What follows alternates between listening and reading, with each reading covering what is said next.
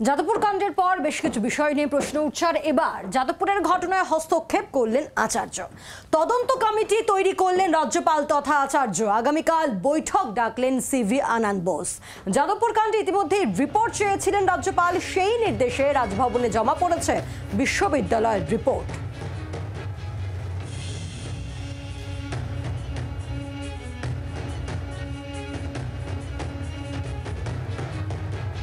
আরও একবার জানিয়ে রাখবো, যাদবপুর কাণ্ডে এবারে রিপোর্ট তলব করলেন রাজ্যপাল সিভি আনন্দ বোস। আগেই তলব করেছিলেন এবং সেই মতো রিপোর্ট তার কাছে পাঠানো হলো। গোটা বিষয়ে তিনি খতিয়ে দেখবেন এবং ঠিক কী ঘটনা ঘটেছিল সেই সমস্ত বিষয়ে নিয়ে রাজ্যপাল চেয়ে পাঠিয়েছিলেন গোটা বিষয়ের রিপোর্ট, যেখানে শিক্ষামন্ত্রীর বিরুদ্ধে একগুচ্ছ অভিযোগ বাম ছাত্র সংগঠনগুলির, অন্যদিকে বাম ছাত্র সংগঠনগুলির বিরুদ্ধে তৃণমূল কংগ্রেসের একগুচ্ছ অভিযোগ। সেখানে শিক্ষামন্ত্রীকে হেনস্থা করা, অধ্যাপকদের ওপর হামলা চালানোর মতো একাধিক অভিযোগ রয়েছে। শ্রেয়সী রয়েছেন আমাদের সঙ্গে। কি আপডেট রয়েছে রাজ্যপালের এই রিপোর্ট তলব নিয়ে, শ্রেয়সী?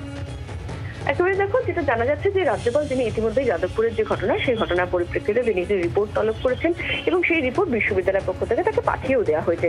যদিও এক্ষেত্রে তিনি যেটা জানা যাচ্ছে যে তিনি সেক্ষেত্রে উপাচার্যকে ডেকে পাঠিয়েছিলেন, তার সঙ্গে দেখা করতে চেয়েছিলেন, কিন্তু উপাচার্যের পক্ষ থেকে জানিয়ে দেওয়া হয়েছে যে যেহেতু এই মুহূর্তে তিনি হসপিটালে ভর্তি রয়েছেন, ফলে তার পক্ষে আসা সম্ভব নয়।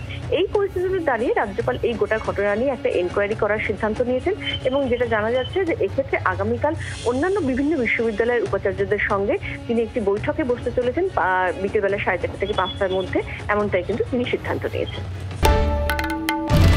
বাংলার আওয়াজ, বাঙালির আবেগ, জি 24 ঘন্টা।